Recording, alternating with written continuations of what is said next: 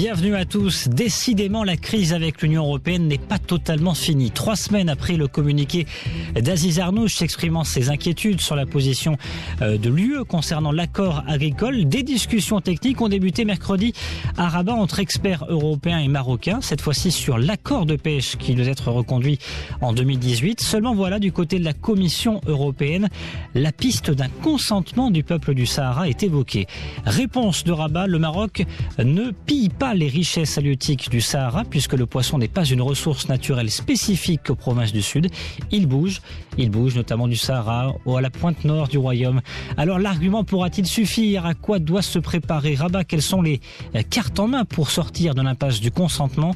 C'est le premier sujet des décodeurs atlantiques. Ce matin, beau décodeur Aziz Saïdi, bonjour. Bonjour Landry. Vous êtes rédacteur en chef de La Tribune Afrique. Khalid Badou avec nous également, bonjour. Bonjour. Un spécialiste de la communication et affaires publiques, acteur de la société civile.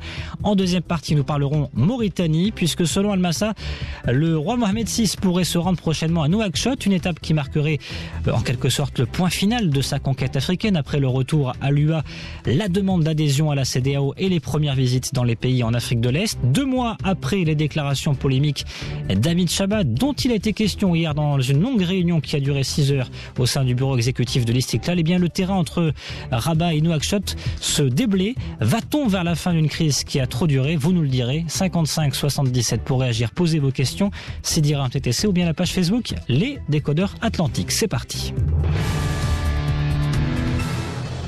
Quelles sont les cartes en main pour sortir de l'impasse du consentement du peuple du Sahara sur le dossier de l'accord de pêche? Khalid Badou. Écoutez, Hassan II l'avait dit, il est inutile de présenter des arguments de bonne foi il est inutile d'essayer de démontrer la bonne foi par rapport à vis-à-vis de personnes qui sont de mauvaise foi.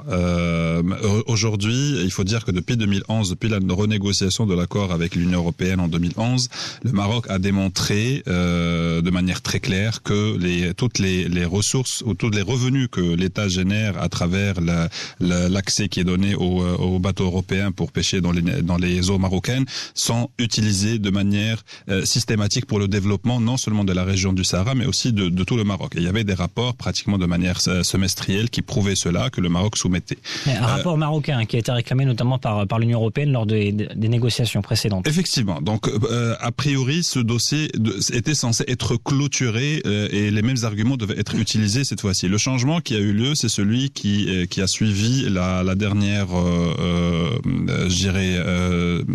sentence de la Cour européenne où il disait que d'une part le Polisario n'avait pas le droit de se proclamer comme partie prenante dans les négociations dans les accords de libre-échange, dans les accords agricoles avec l'Union européenne, mais d'autre part que la région du Sahara reste vu son statut au niveau des Nations Unies, n'a pas encore un statut clair qui permet de l'intégrer au niveau des accords. Donc ça a été le changement qui a été utilisé comme argument pour ressortir un peu ce dossier. Maintenant, moi je pense que ça a été bien clarifié au niveau du communiqué du ministère de la pêche et de l'agriculture et de la pêche maritime.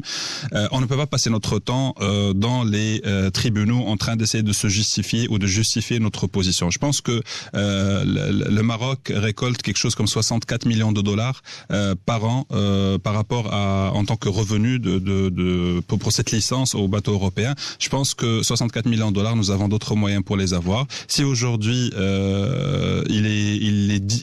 la carte du Sahara est sortie à chaque fois et brandée à chaque fois pour bloquer les intérêts marocains, pour essayer de faire pression sur le Maroc, je pense qu'on peut avoir d'autres alternatives et cela ne sera ni dans l'intérêt ni du Maroc certainement, mais aussi ni dans l'intérêt de l'Union européenne. Et du coup, il faut fermer la porte, Aziz Saïdi?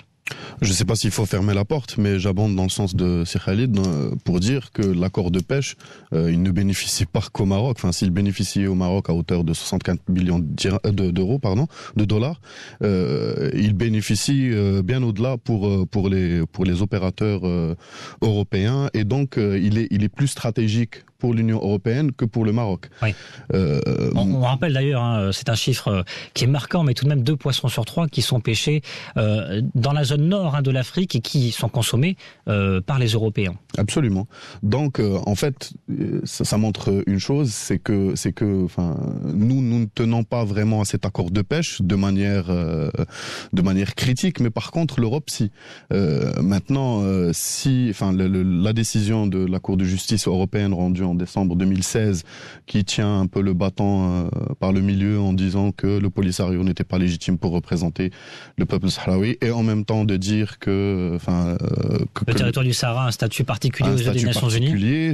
Met la Commission européenne dans une position un peu délicate. D'ailleurs, on le voit à travers les représentants de la Commission qui essayent d'atténuer l'effet de cet acte de la Cour de justice. Concrètement, ils essayent de répondre à cet avis de la Cour européenne de justice par une conclusion juridique et politique.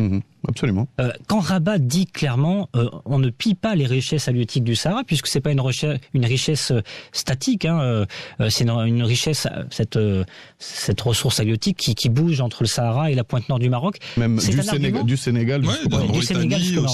C'est un argument qui vaut vraiment la chandelle, qui peut vraiment fonctionner. Comme le disait Sir Khalid, je pense pas que des arguments de bonne foi vaillent devant des gens de mauvaise foi. C'est une manière d'ironiser, mais c'est une manière d'ironiser, même si on le sait, c'est vrai que les bateaux, sont aussi dans le Sahara, donc ça c'est pas vraiment la question modale dans ce dossier. Ce qu'il faut se dire, c'est que justement l'Union européenne et la Commission en tête doivent prendre ses responsabilités. Le Maroc est un partenaire de l'Union européenne depuis bien des années. Il a montré sa bonne foi dans la négociation. Maintenant, si le ministre de l'Agriculture et de la Pêche monte au créneau, c'est qu'il y a de quoi. On ne peut pas non plus ramener le dossier du Sahara à chaque fois dans les accords en conclusion aux négociations avec l'UE sans que le Maroc ne monte au créneau. Est-ce qu'il n'y a pas un argument à faire jouer de la part du Maroc ? On rappelle que le Maroc n'a pas déposé auprès des Nations Unies sa délimitation maritime, justement par rapport aux provinces du Sud.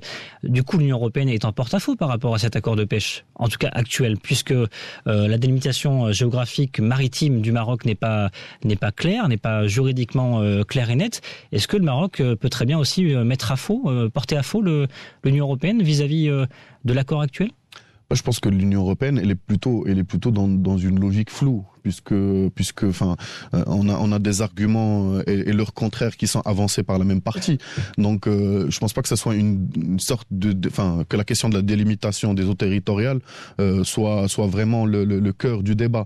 Le cœur du débat, c'est ramener un dossier politique au sein d'une négociation qui est censée être purement économique. Khalid Badou. Encore une fois, en 2013, en 2011, quand on négociait les accords qui sont toujours en cours, et quand on a voulu trouver une solution, on a réussi à la trouver. L'Union européenne a réussi à trouver une solution juridico-politico-économique qui a fait que l'accord a été validé et il a continué à avoir lieu. Il aura lieu jusqu'à 2018. Donc aujourd'hui, rien n'a changé entre-temps. Au contraire, le Maroc est en train de renforcer sa présence et le développement des provinces du Sud. Il ne faut pas oublier le plan de développement de 77 milliards de dirhams qui a été annoncé il y a 2 ans, un an et demi par Sa Majesté Al Ayoun. Nous avons la région du Sahara est en train de bénéficier non seulement des recettes de l'accord de libre-échange, de l'accord de pêche avec l'Union européenne, mais aussi elle est en train d'être développée, est en train de bénéficier d'un grand montant pour son développement. Donc encore une fois, quand on voudra trouver une solution, il faudra juste écouter moins au lobby, démontrer que nous avons, je parle de la partie européenne, voir ce que le Maroc présente comme avantage pour l'Union européenne, que ce soit au niveau de l'immigration, que ce soit au niveau de la sécurité, que ce soit au niveau justement de tous les accords d'échange entre le Maroc et l'Union européenne. Je pense que le Maroc est aujourd'hui un partenaire privilégié. Il suffit de regarder les choses en face et puis de réduire au maximum l'impact des lobbies algériano-polisariennes qui sont en train de faire faire les couloirs de Bruxelles, en fait, au siège de l'Union européenne, pour pouvoir faire avancer ce dossier. Mais je pense, de manière très pragmatique et de manière très, je dirais, transparente, le Maroc aujourd'hui est en position de force. Il a des cartes en jeu. Il a la carte de l'immigration, il a la carte de la sécurité, qu'il pourra faire valoir quand il le faut. Et puis l'Union européenne, elle n'aura qu'à gérer les dégâts plus tard. Oui, c'est vrai que cette négociation, on le rappelle, vient juste de commencer. On parle de discussions techniques pour l'instant qui ont lieu entre experts européens et marocains qui ont débuté donc ce mercredi. L'été 2018 doit être conduit, cet accord commercial, l'accord de pêche. Ça peut durer plus longtemps que prévu si les discussions piétinent ou s'il y a de la surenchère peut-être de la part des deux côtés. Je peux vous dire que si ça dure plus longtemps que prévu, eh bien les associations professionnelles de pêche européennes seront les plus virulentes pour dénoncer ce retard. Moi, je voudrais juste revenir sur un point, c'est que si on voit cette recrudescence par rapport au dossier avec l'Union européenne, c'est bien parce que les adversaires de notre cause nationale, de notre intégrité territoriale, ont subi par ailleurs des échecs. On l'a vu avec l'Union africaine. Donc, dans une bataille qui a plusieurs fronts, quand on perd sur un front, eh bien, on redouble d'efforts dans l'autre front. Donc, c'est quelque part une expression de la défaite des adversaires de l'intégrité territoriale, notamment sur le front de l'UA. Bon, discussion qui vient juste de débuter. En tout cas, c'est vrai qu'on est qu'au début de l'année 2017, donc on imagine, comme vous le laissez entendre, Aziz Saïdi, qu'on s'y prend tout pour éviter justement que lors de l'été prochain, l'été 2018, on se retrouve avec une nouvelle crise sous le dos. Néanmoins, il y a des questions qui se posent sur le partenariat avec l'Union européenne. Clairement, Khalid Badou, aujourd'hui, pour le Maroc, on peut se poser la question s'il ne faut pas se tourner davantage vers l'Afrique et vers l'Asie. La question, elle est déjà dans les têtes au plus haut niveau. Si on parle de nos exportations, oui, vers l'Afrique, vers l'Asie, vers la Russie également. Je pense que les bateaux japonais et russes sont très intéressés par augmenter leur présence dans les eaux marocaines. Je pense que nos agrumes, nos oranges et nos clémentines et nos tomates, nous avons d'autres grands marchés dans lesquels on pourra les écouler plus facilement et sans pour autant être contraint de se justifier à chaque fois. Si l'accord de libre-échange, l'accord de pêche n'arrive pas à être reconduit, je pense que ça fera un repos biologique forcé et c'est tant mieux pour les poissons marocains, c'est tant mieux aussi pour le consommateur marocain qui va pouvoir bénéficier de prix moins élevés pour les poissons. Donc je pense que aujourd'hui, on est, encore une fois, je le redis, on est en position de force et c'est tant mieux pour le Maroc et c'est tant pis pour l'Europe. On attend d'ailleurs toujours les résultats de l'impact sur la consommation pour les Marocains de ces accords de libre-échange qui devraient prochainement arriver. C'est ce qu'a laissé entendre Aziz Arnouch lors d'une interview à l'Économiste il y a quelques jours.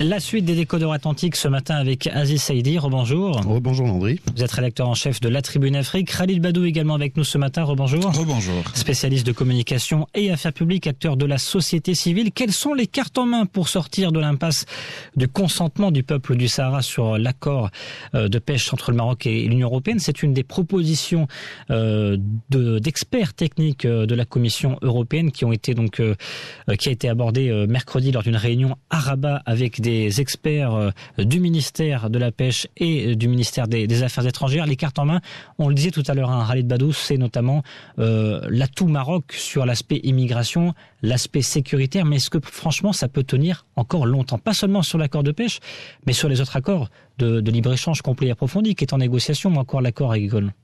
Je pense que les accords sécuritaires et contre l'immigration sont beaucoup plus stratégiques que les accords de pêche ou alors ceux de l'exportation des agrumes.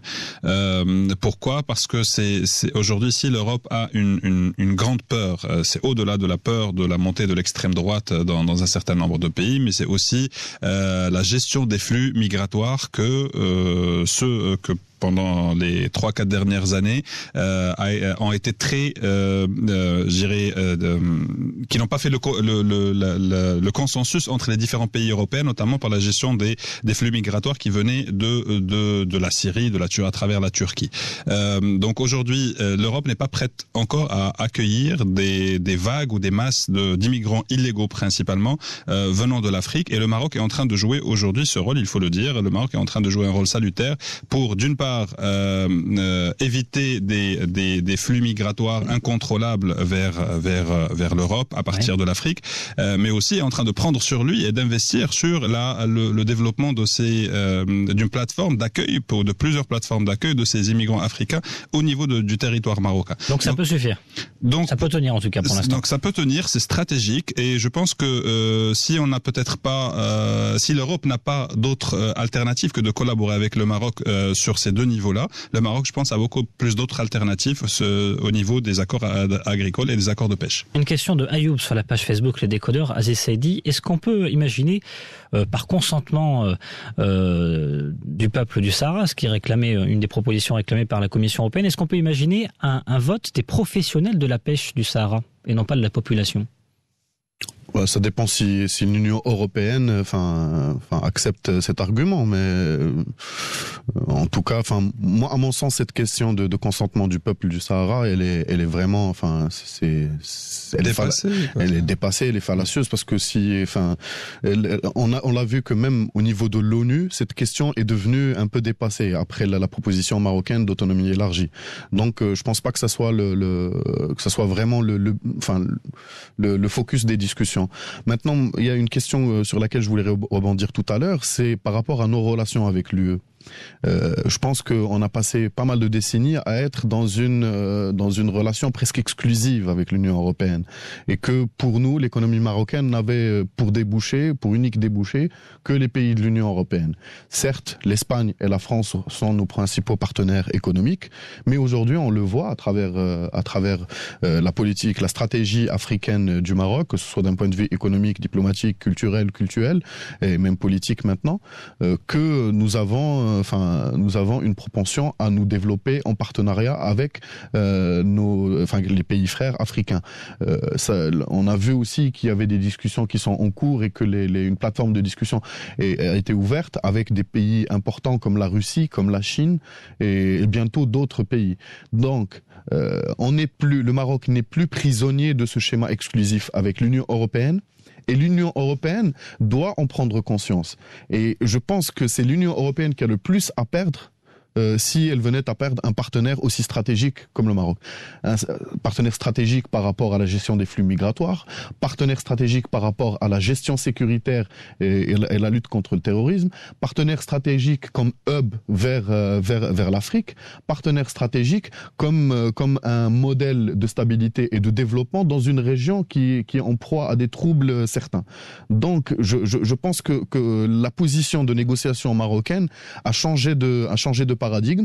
On n'est plus dans un schéma de demandeur, on est dans un schéma d'au moins égal à égal, et ça, nos partenaires européens doivent en prendre conscience. Donc vous êtes confiants tous les deux sur la possibilité du Maroc d'aboutir à la fin de cette proposition de consentement des provinces du Sud sur l'accord de pêche. Tout à fait confiant. Et pour revenir à votre question sur est-ce qu'on peut faire voter un certain nombre de représentants de la population sahraoui, je pense que c'est exactement la même question qui s'est posée pour le référendum. Qui sont ces personnes qui vont voter? Là, Ayoub, sur la page Facebook, nous parle des professionnels de la pêche. Oui, non, j'ai bien compris. Mais est-ce que les professionnels de la pêche, il y a des gens d'Agadir qui sont en train d'investir dans la région du Sahara et qui sont représentants même dans les associations locales. Si le Polisario n'est pas reconnu comme étant un représentant du peuple sahraoui, si les Sahraouis marocains qui sont dans les villes du Sud, mais aussi qui sont un peu partout dans le Maroc,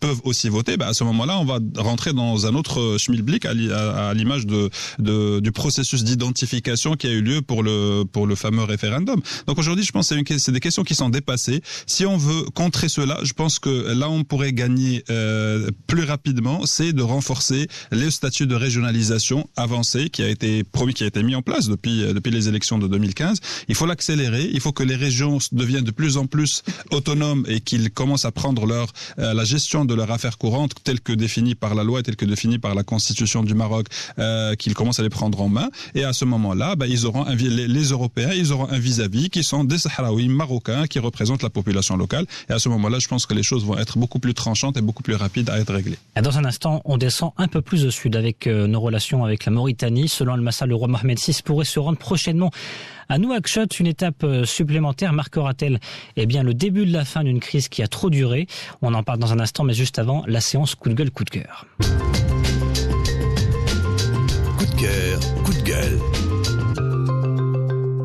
Aziz Saïdi, un coup de gueule, un coup de cœur aujourd'hui? Sans hésitation, un coup de gueule pour moi aujourd'hui. Et il concerne encore plus au sud l'Afrique du Sud, puisque en fait il y a une vague de violence xénophobe en Afrique du Sud qui vise les étrangers, qui vise en fait les ressortissants notamment du Nigeria, du Congo et même des pays limitrophes.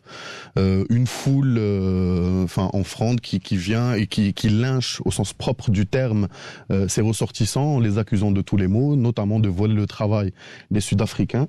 Je pense que c'est une insulte à la mémoire de Mandela.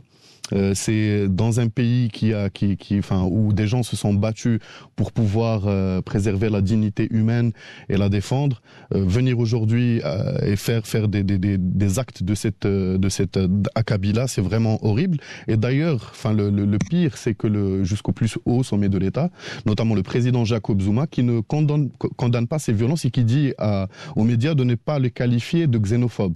Il y a même des dissidents, des membres exclus du parti. On est presque dans une ambiance de Donald Trump, là. Oui, absolument. C'est ce que j'allais dire, parce que j'y viens. Vous ne faites pas si bien dire. En fait, des membres exclus de l'ANC ont formé en 2013 un parti qui s'appelle South Africa First. Ça rappelle un certain Donald Trump.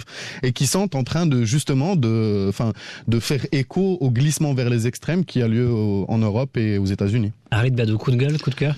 Puisqu'on parle Afrique aujourd'hui, ça sera un coup de cœur par rapport à la réception qui a été accordée par le président sénégalais aux représentants des étudiants marocains suite au décès de l'étudiant marocain, je me rappelle pas de son prénom, mais en tout cas un des étudiants marocains qui a été assassiné au Sénégal. Hier, le président Macky Sall a accordé une réception à l'ambassadeur du Maroc et à des représentants d'étudiants pour leur démontrer sa volonté de s'assurer ou d'entreprendre des mesures pour assurer leur sécurité, que cet accident a été un incident isolé et que ils sont toujours les bienvenus parmi leurs frères et sœurs sénégalais et sénégalaises. Donc je pense que ça mérite un coup de cœur et ça démontre clairement la profondeur des relations entre les deux pays. 9h46 sur Atlantique Radio. Dans un instant, notre deuxième sujet dans les décodeurs Atlantiques.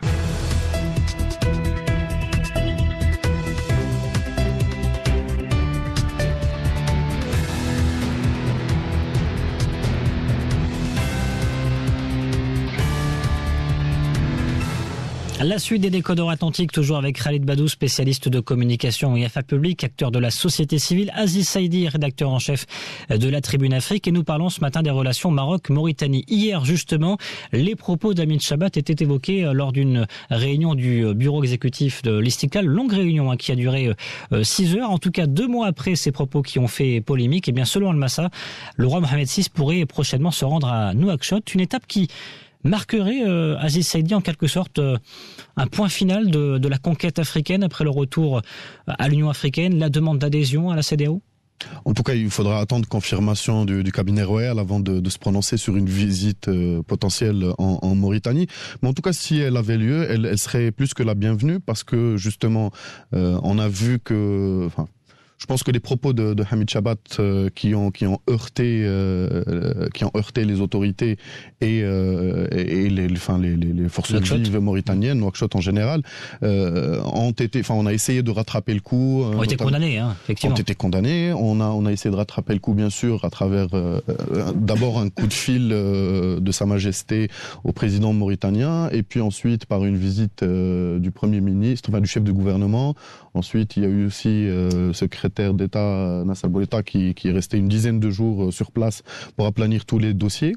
Les relations maroco-mauritaniennes ont été un peu tendues ces dernières années et je pense que si visite il y a, ça serait justement un point d'orgue d'une nouvelle relation et ça serait en ligne avec l'offensive diplomatique menée sous l'égide du roi Mohamed VI qui d'abord est passé par Addis Abeba pour revenir à l'UA, ensuite la demande à la CEDEAO et toutes les autres visites d'État qu'il a effectuées dans le continent.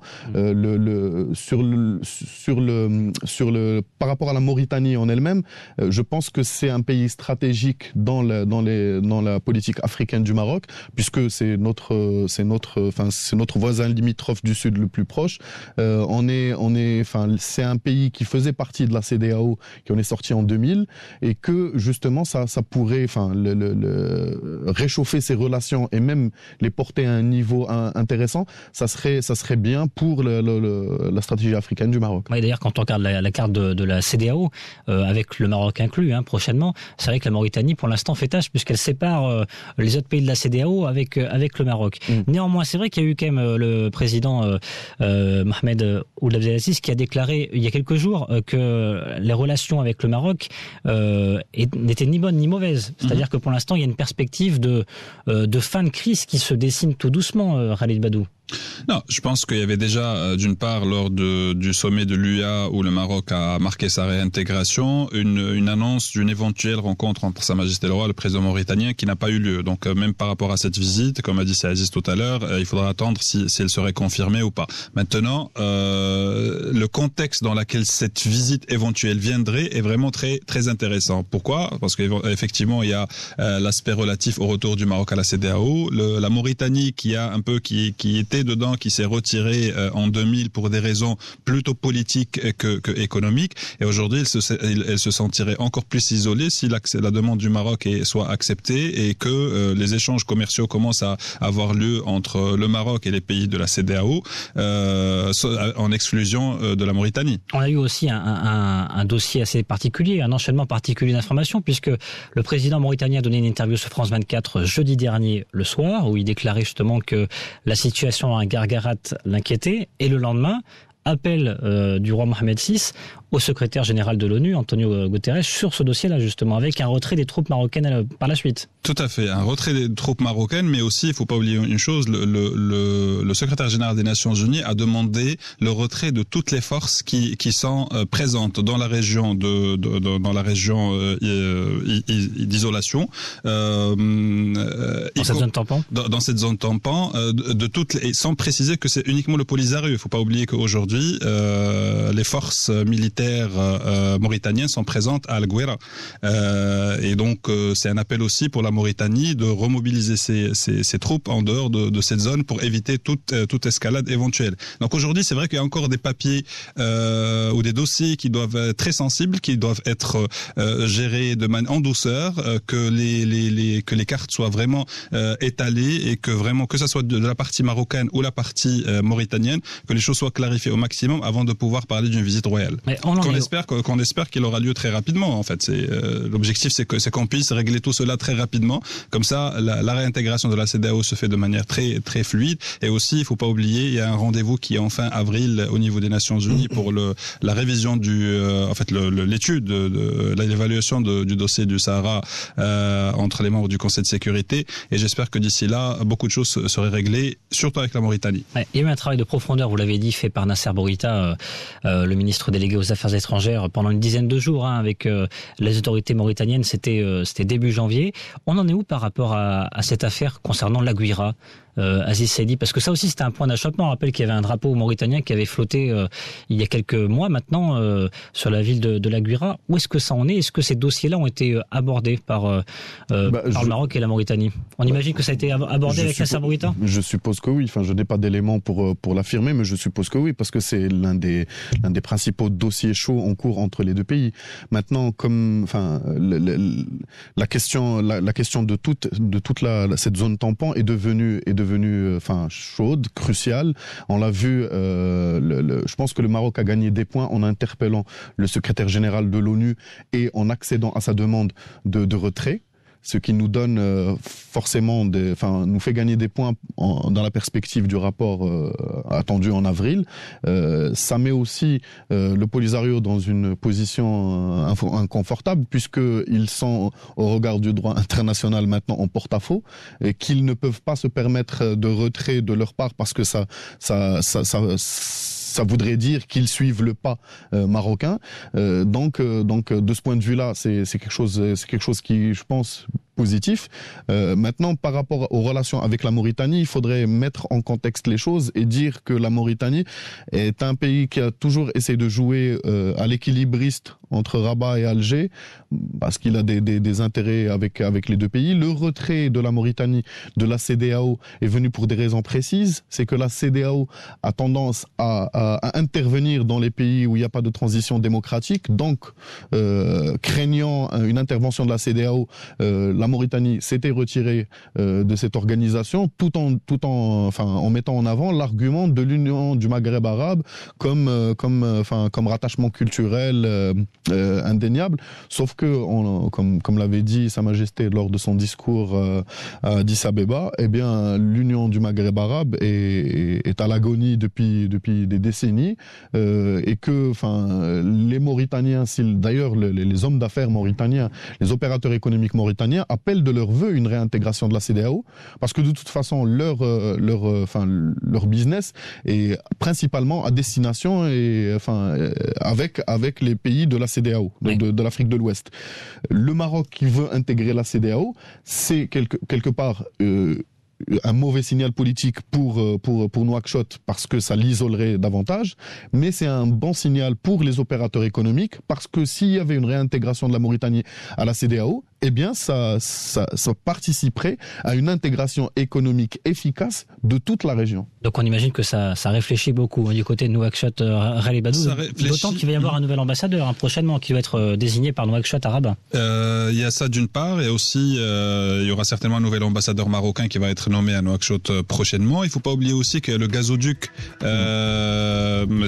l'accord sur le gazoduc entre le Maroc et le Nigeria, qui va certainement passer par une bonne partie des pays de la CEDEAO, et qui risquerait éventuellement, si la Mauritanie ne joue pas le jeu, de la contourner pour passer à travers les eaux internationaux atlantiques. Donc il y a beaucoup d'éléments, encore une fois, et beaucoup de cartes que le Maroc pourra faire valoir au-delà des relations historiques, culturelles entre les deux pays. Je pense que si avec la Mauritanie pendant des années, pendant des décennies, à l'époque de l'ancien président Mouawiya Sidi Ahmed Taï et Ahmed Ould Fall, nous avons réussi à maintenir des relations très amicales et très cordiales avec la Mauritanie. Je pense qu'il n'y a aucune raison pour que les choses ne reprennent pas de manière plus très fluide et très amicale avec le président actuel. Je dirais que c'est un appel pour ouvrir, les vannes d'une collaboration beaucoup plus rapprochée entre des deux pays frères. Vas-y Saïdi.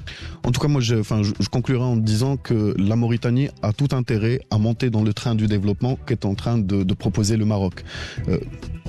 Il faut aussi, du côté marocain, que tous les responsables politiques se drapent d'une responsabilité en garantissant la souveraineté mauritanienne, mais il n'y a pas de raison. Donc, justement, pour la Mauritanie, c'est une vraie chance et elle devrait la saisir. Si visite du roi en Mauritanie je pense que ça sera une visite qui sera concluante et qui permettra de tourner cette page de tension entre les deux capitales. Merci beaucoup, messieurs. Aziz Saïdi, rédacteur en chef de La Tribune Afrique, Khalid Badou, spécialiste de communication et affaires publiques, acteur de la société civile. Vous restez avec nous dans un instant. Votre émission citoyenne Les Experts Atlantiques à 10h10 avec Fessat Allaoui.